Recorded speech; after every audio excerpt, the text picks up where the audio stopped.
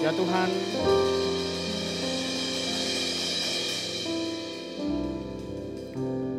kiranya ini menjadi kerinduan kami ya Tuhan. Kami memiliki hati seperti hati-Mu. Hati yang peduli kepada sesama kami. Karena sesungguhnya ketika Engkau menempatkan kami di dunia ini, kami tidak sendiri. Ada orang-orang di sekitar kami yang Tuhan tempatkan, yang boleh kami perhatikan. Orang-orang yang juga boleh menopang kami. Atau sebaliknya, kami juga harus memperhatikan mereka, menopang mereka ketika mereka memerlukannya. Bapa, kami datang kepadamu, kami rindu supaya kami boleh belajar daripada firman-Mu, supaya kami boleh menjadi satu komunitas yang saling menguatkan, saling mendukung, saling berjalan bersama-sama. Terima kasih Kristus Yesus, dalam nama-Mu yang kudus kami bersyukur dan kami berdoa. Amin. Silakan duduk, lifter sekalian. Shalom. Senang boleh bertemu dengan lifter sekalian di bulan pertama tahun 2025 ini. Mungkin izinkan kepada saya untuk mengucapkan selamat tahun baru buat setiap kita. Tahun baru 2025. Lifter sekalian, tahun 2025 mungkin tahun yang penuh tantangan. Karena kita tahu ada perang yang belum selesai ya di Ukraina. Konflik Palestina juga belum selesai. Hamas dengan Israel. Belum lagi sempat isu pajak naik menjadi 12%. Walaupun nggak jadi katanya ya, realitanya kita kan nggak tahu. Ya. Semua itu membuat kita mungkin merasa ragu, merasa khawatir memasuki tahun 2025 ini. Namun demikian kita menyadari karena 2025 penuh dengan tantangan, kita tidak dapat berjalan sendiri. Minggu yang lalu kita sudah belajar bagaimana kita walking with God. Dan minggu ini kita belajar untuk walking with my church. Minggu depan kita mau belajar tentang bagaimana kita walking with my family. Dan di akhir bulan Januari kita akan mengakhirinya dengan tema walking to the end. Kita akan mengakhiri semua perjalanan yang ada. Karena kita tahu ada Allah bersama dengan kita. Ada gerejanya yang menopang. Dan ada keluarga kita, anggota keluarga kita yang mendukung kita. Dan kiranya melalui rangkaian khotbah di bulan ini, kita bisa dikuatkan dan diteguhkan untuk memulai tahun 2025 ini. Yang penuh dengan tantangan, namun juga ada harapan. Mari kita bersama-sama membaca bagian firman Tuhan yang akan menjadi dasar kita untuk kita renungkan bersama. Kita akan membaca dari Kisah Para Rasul, pasalnya yang kedua, ayatnya yang ke-41 sampai ayatnya ke-47. Ya, mari kita melihat bagian ini. Saya akan membacakan bagi lifter sekalian. Demikianlah firman Tuhan. Orang-orang yang menerima perkataannya itu memberi diri dibaptis, dan pada hari itu jumlah mereka bertambah kira-kira 3.000 jiwa. Mereka bertekun di dalam pengajaran rasul-rasul, dalam persekutuan, dan mereka selalu berkumpul untuk memecah roti dan berdoa. Maka ketakutanlah mereka semua, sedang rasul-rasul itu mengadakan banyak mujizat dan tanda. Dan semua orang yang telah percaya tetap bersatu, dan segala sesuatu kepunyaan mereka adalah kepunyaan bersama. Ayat yang ke-45. Dan selalu ada di antara mereka yang menjual harta miliknya, lalu membagi-bagikannya kepada semua orang sesuai dengan keperluannya masing-masing. dengan bertekun dan dengan sehati mereka berkumpul tiap-tiap hari di bait Allah. Mereka memecah roti di rumah masing-masing secara bergilir dan makan bersama-sama dengan gembira dan dengan tulus hati, sambil memuji Allah, dan mereka disukai semua orang. Dan tiap-tiap hari Tuhan menambahkan jumlah mereka dengan orang yang diselamatkan. Rekan-rekan, orang Jawa punya peribahasa atau pepatah yang demikian. Mangan ora mangan, sing penting ngumpul. Ada yang dari Jawa di sini? Saya dulu tinggal di Jawa ya, tinggal di Bandung juga Jawa ya, maksudnya Jawa Timur dan Jawa Tengah ya. Mangan orang mangan, sing penting ngumpul, ya, itu punya makna makan tidak makan, yang penting bersama-sama, ya, ngumpul. Mungkin karena filosofi ini, ya, tidak banyak orang Jawa yang mau merantau, ya. Kalaupun merantau biasanya mereka rombongan gitu ya, sekeluarga begitu ya, baru mereka pindah. Karena bagi mereka, ya, kebersamaan di dalam keluarga itu jauh lebih penting daripada kebutuhan kehidupan sehari-hari. Ya. Nah, bagaimana dengan orang Tionghoa? Ya, nah, ini menurut kesimpulan saya, kalau orang Tionghoa seperti ini, ya, kumpul nggak kumpul yang penting makan. Ya. Apa buktinya teman-teman? Buktinya adalah sebagian besar di antara kita, termasuk saya. Kenapa kita ada di Indonesia? Karena nenek moyang kita dari Tiongkok, ya, meninggalkan negeri leluhur kita, ya. Demi apa? Demi ada makanan. Karena ada kelaparan, ada peperangan di sana, mereka pergi ke negeri yang jauh, bahkan mungkin harus meninggalkan keluarga. Dan baru ketika kehidupan jauh lebih baik, ya, mereka baru membawa keluarga. Bahkan ada yang mungkin ya nggak keburu, ya sudah ditinggal saja di negeri asalnya. Nah, sekarang pertanyaannya, kalau gereja gimana ya? Kalau gereja gimana teman-teman? Nah, kalau gereja kayak begini nih. Kumpul-kumpul, terus makan, ya. Acara gereja apa yang nggak ada makanan, ya? Tadi saya baru nyampe di tempat ini saja, saya sudah dikasih sekotak kue, katanya sarapan ya, padahal udah mau jam makan siang. Setiap acara, ya, entah diawali atau ditutup dengan acara makan-makan. Si konsumsi tidak boleh hilang dari panitia. Ya. Itu kalau di gereja katanya. Ya. Tapi sebenarnya teman-teman, saya ingin mengatakan bahwa tidak ada yang salah daripada masing-masing ini. Ya. Kalau ada yang menganggap bahwa keluarga lebih penting, ya, ada yang menganggap kebutuhan daripada kehidupan sehari-hari itu lebih penting, ya. Tidak ada yang salah dengan ini semua. Karena sesungguhnya setiap komunitas, setiap kelompok mempunyai prinsip dan cara hidupnya masing-masing.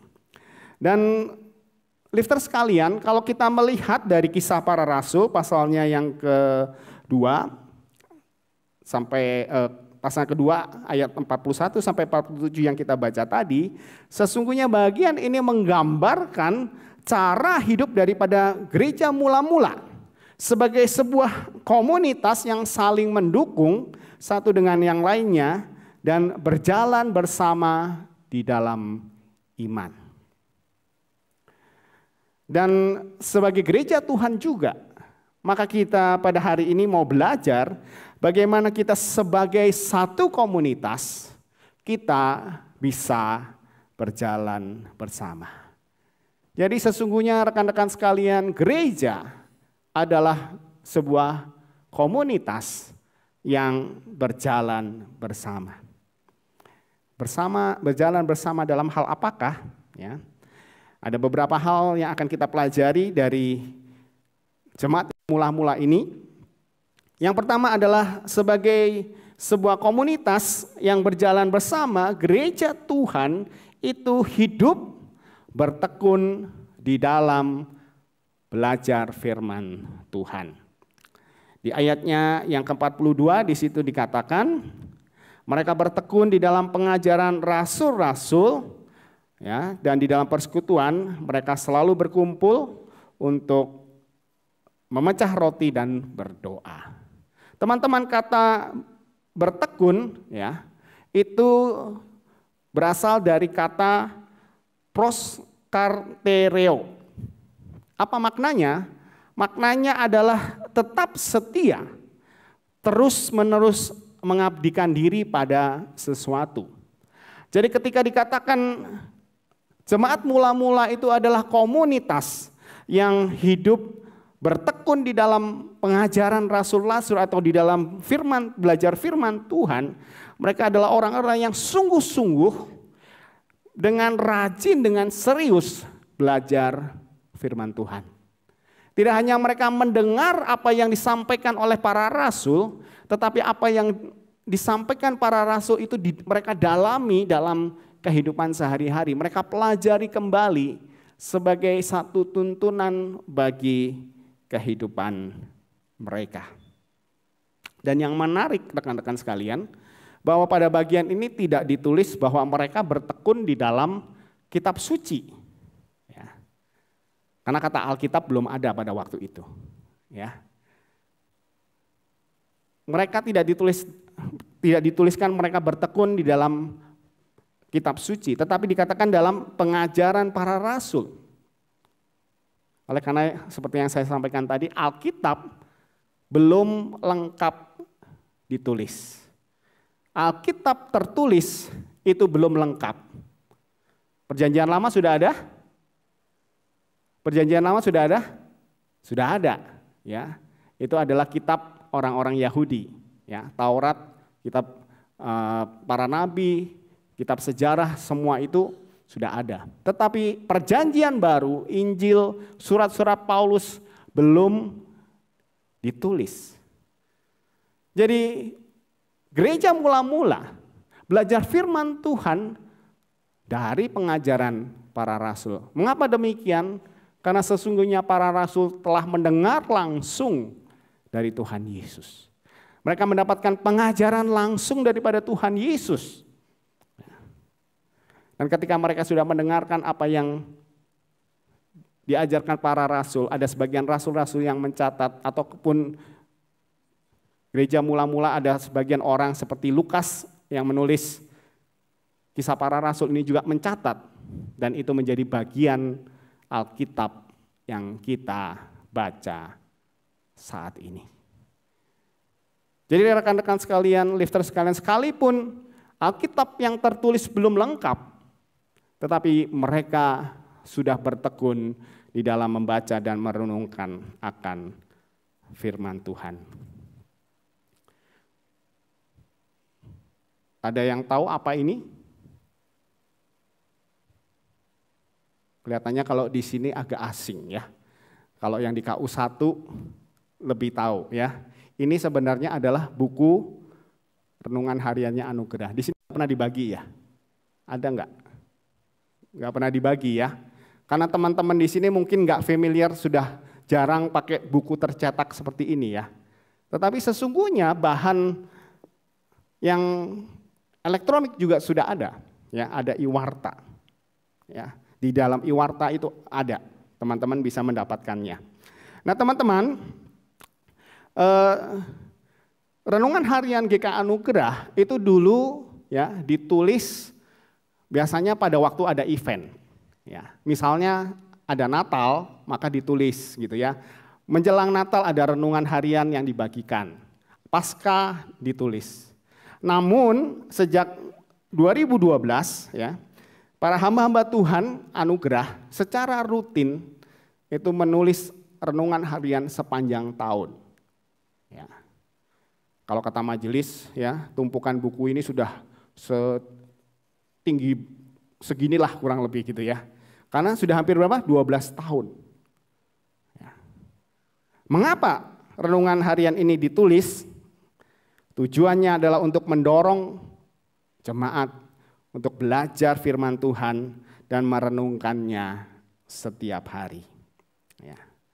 Dan rekan-rekan sekalian, sesungguhnya nggak mudah mengerjakan ini ya, bagi rekan hamba-hamba Tuhan yang mengerjakannya. Karena ini seperti membuat 6, kalau seminggu ya, membuat rangkaian khotbah ya, dalam bentuk tulisan.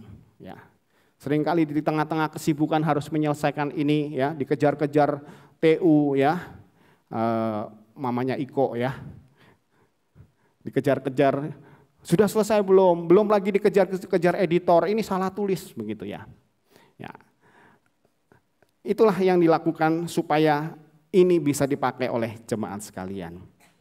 Dan seperti yang saya katakan tadi, ada beberapa platform yang bisa teman-teman pakai, ada yang Iwarta, ada yang Spotify ya, bahkan ada yang di IG. Saya nggak tahu seberapa banyak teman-teman tahu kalau kita punya renungan harian ini ya. Nah, untuk mengetahuinya ya, hari ini kita mau mengadakan survei nanti ya, ada di ABS. Teman-teman bisa mengisi surveinya supaya kami dari pihak gereja ya bisa memberikan pelayanan yang lebih baik tentang keefektivitasan kita di dalam membaca dan merenungkan firman Tuhan. Teman-teman, gereja berusaha untuk menyediakan bahan bagi teman-teman supaya teman-teman bisa belajar akan firman Tuhan. Dan di zaman ini sesungguhnya banyak bahan-bahan yang bisa kita dapatkan. Di internet kita ada, di handphone teman-teman, kalau teman-teman punya YouVersion, itu banyak sekali bahan-bahan yang kita bisa pakai. Tetapi yang menjadi pertanyaan adalah, adakah kita bertekun di dalam belajar akan firman Tuhan? Kalau jemaat mula-mula seperti yang saya katakan tadi, mereka belum mempunyai Alkitab tertulis secara lengkap. Mereka mau belajar bertekun di dalam firman. Bagaimanakah kita yang sudah punya Alkitab lengkap, bahkan punya pendukung-pendukung yang lain, yang lebih mudah bagi kita seharusnya untuk belajar firman Tuhan. Hal yang kedua yang kita bisa belajar dari jemaat mula-mula adalah mereka hidup di dalam persekutuan dan di dalam doa. Masih di ayat yang ke-42 di situ dikatakan, mereka bertekun di dalam pengajaran rasul-rasul dan di dalam persekutuan, dan mereka selalu berkumpul untuk memecahkan roti dan berdoa. Persekutuan di sini ya, itu adalah koinonia. Kita tahu ya, sering dengar apa itu koinonia. Koinonia adalah hidup bersama ya dengan cara berbagi. Ya. Maknanya bahwa di dalam persekutuan ya, kita hidup bersama, kita memerlukan orang lain seperti yang rekan kita Berry tadi sampaikan. Kita tidak bisa hidup sendiri, kita perlu orang lain yang boleh kita tolong atau yang menolong kita. Itulah makna daripada persekutuan atau koinonia. Dan kemudian di sini dikatakan selain ada persekutuan, jemaat mula-mula juga memecah roti. Memecah roti bisa bermakna mereka hidup dengan berbagi. Ya. Kalau istilah teman-teman zaman ini mungkin ini ya, pesta potluck. Ya.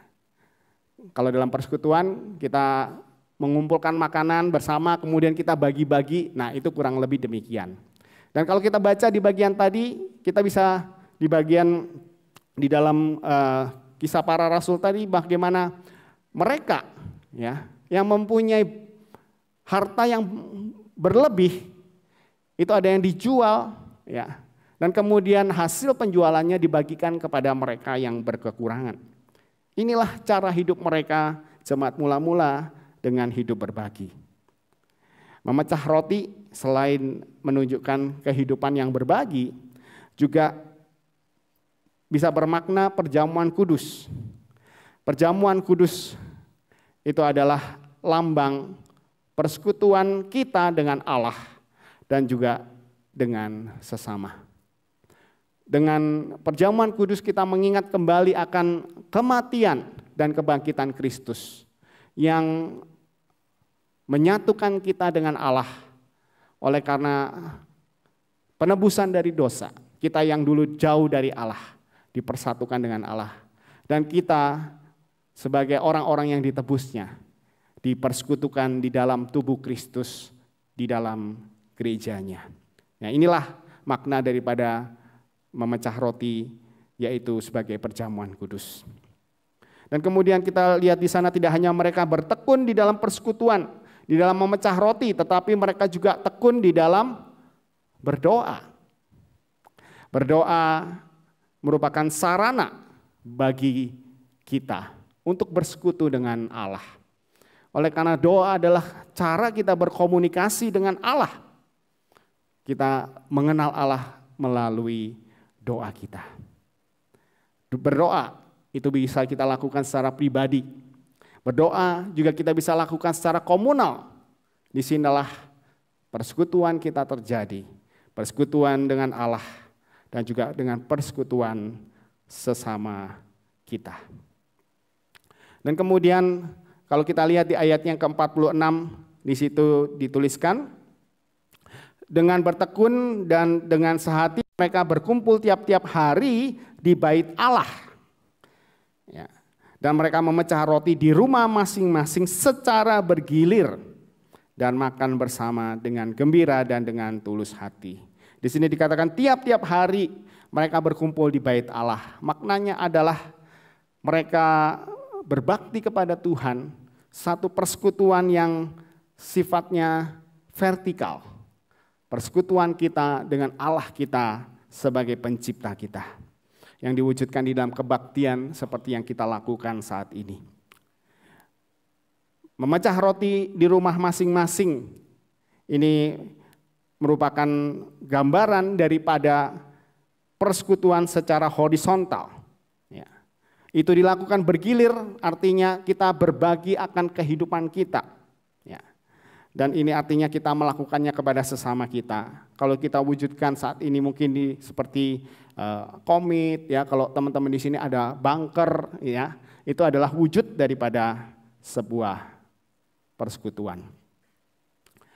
Jika anugerah, ya, di dalam belajar, bersekutu, dan juga berdoa, itu kita adakan dengan ibadah on-site, ya, dan kita masih melakukannya juga secara online. Sebenarnya ibadah online ini ditujukan bagi rekan-rekan kita yang mungkin berada di luar kota tetapi masih ingin terhubung dengan gereja Tuhan di tempat ini. Ya. Tetapi orang boleh saat ada yang di mana orang boleh didoakan ketika mereka bergumul. Dan kemudian setiap Selasa, ya, pertama setiap bulannya ada yang disebut dengan MPW, ya, Midweek, ya, Prayer and Worship.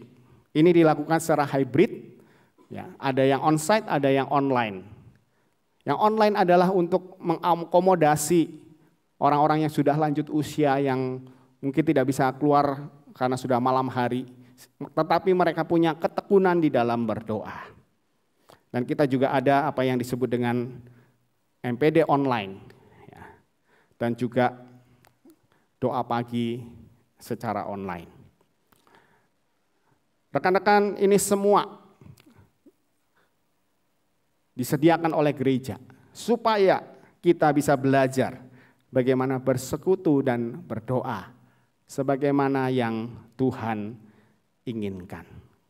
Yang menjadi pertanyaan adalah, adakah kita mau bertekun di dalam bersekutu dan di dalam doa? Bersekutu Secara vertikal artinya kita semakin memahami, semakin mengerti kepada Tuhan. Secara horizontal kita makin dekat dengan sesama kita.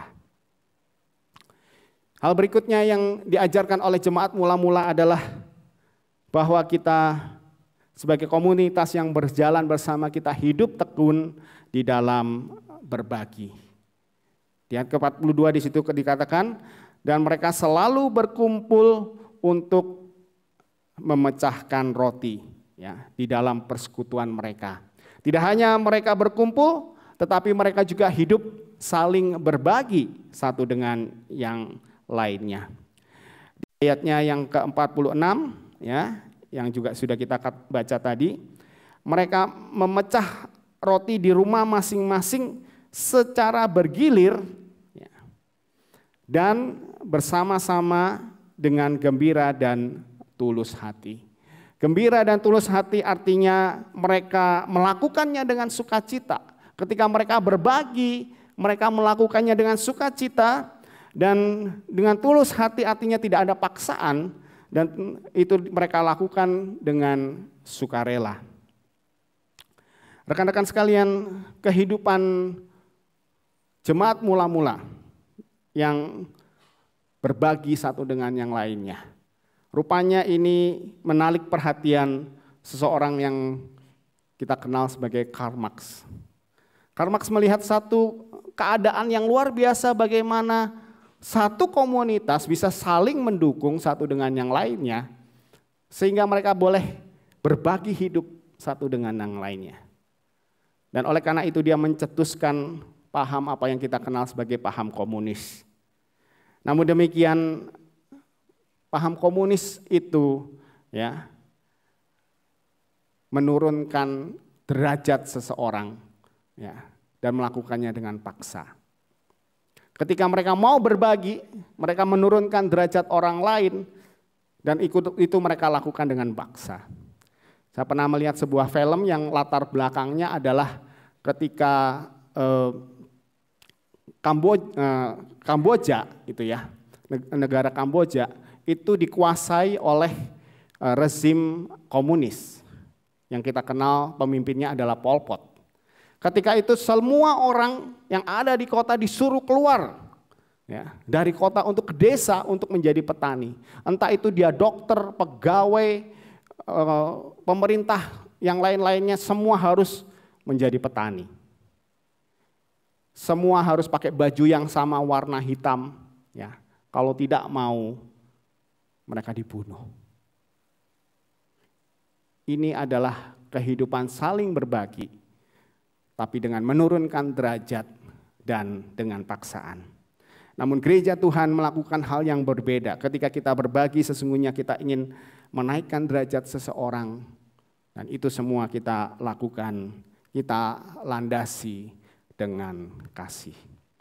Dan di dalam gereja kita belajar berbagi melalui komit. Ya. Apa itu komit? Komit adalah komunitas otentik murid Kristus. Kelompok-kelompok kecil, di mana kita tidak hanya berbagi materi, tetapi berbagi pengalaman hidup kita berjalan bersama dengan Tuhan. Hal yang lain yang kita bisa lakukan adalah melalui diakonia.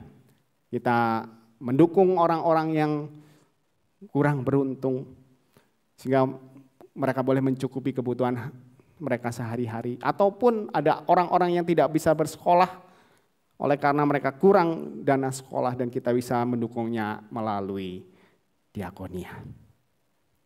Dan inilah cara kita berbagi. Pertanyaannya, maukah kita belajar untuk berbagi? Dan berbaginya melalui kasih. Bukan karena terpaksa, tapi karena kita mengasihi sesama kita. Dan hal yang berikutnya yang diajarkan oleh jemaat mula-mula, bahwa kita sebagai komunitas yang berjalan bersama adalah komunitas yang hidup bertekun di dalam bersaksi. Di ayat ke-47 di situ dikatakan, dan mereka disukai semua orang, dan tiap-tiap hari Tuhan menambahkan jumlah mereka dengan orang yang diselamatkan. Oleh karena ketekunan mereka di dalam persekutuan, di dalam doa, dan di dalam berbagi, ya, itu menjadi kesaksian bagi orang-orang di sekitar mereka.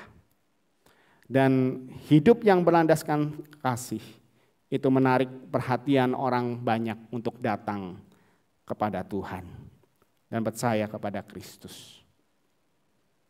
Di sini dikatakan Tuhan menambahkan jumlah mereka. Mereka melakukan bagian mereka di dalam berbagi, dan Tuhanlah yang menambahkan jumlah mereka. Rekan-rekan sekalian, adakah hidup kita membuat orang lain tertarik kepada Kristus? Atau sebaliknya justru membuat orang menolak Kristus? Seorang bapak bergereja, Santo Agustinus, pernah berkata demikian. The church is not a hotel for saint, it's a hospital for sinner. Gereja bukanlah hotel tempat menginap orang-orang suci, tetapi sebuah rumah sakit, tempat perawatan bagi orang-orang berdosa. Maknanya adalah tidak ada gereja yang sempurna. Kalau ada gereja yang sempurna dan engkau datang ke sana, gereja itu menjadi tidak sempurna. Karena kita adalah orang-orang yang tidak sempurna. Tetapi gereja adalah tempat di mana kita boleh bertumbuh bersama. Kita boleh belajar akan firman-Nya. Kita bersekutu, kita berdoa, dan kita boleh berbagi, dan kita bersaksi. Itu semua kita lakukan karena kita tidak dapat berjalan sendiri. Saudara sekalian, hari ini kita akan menerima perjamuan kudus. Rasul Paulus mengatakan di dalam 1 Korintus 12 ayat 12, karena sama seperti tubuh itu satu dan anggota-anggotanya banyak, dan segala anggota itu sekalipun banyak merupakan satu tubuh, demikian pula Kristus.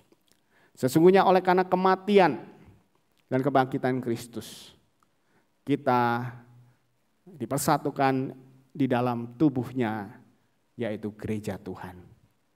Dan disitulah kita boleh saling menguatkan satu dengan yang lainnya. Kiranya sesaat lagi ketika kita menerima roti dan cawan, kita boleh mengingat kita adalah bagian tubuh Kristus yang saling mendukung satu dengan yang lainnya. Mari kita berdoa.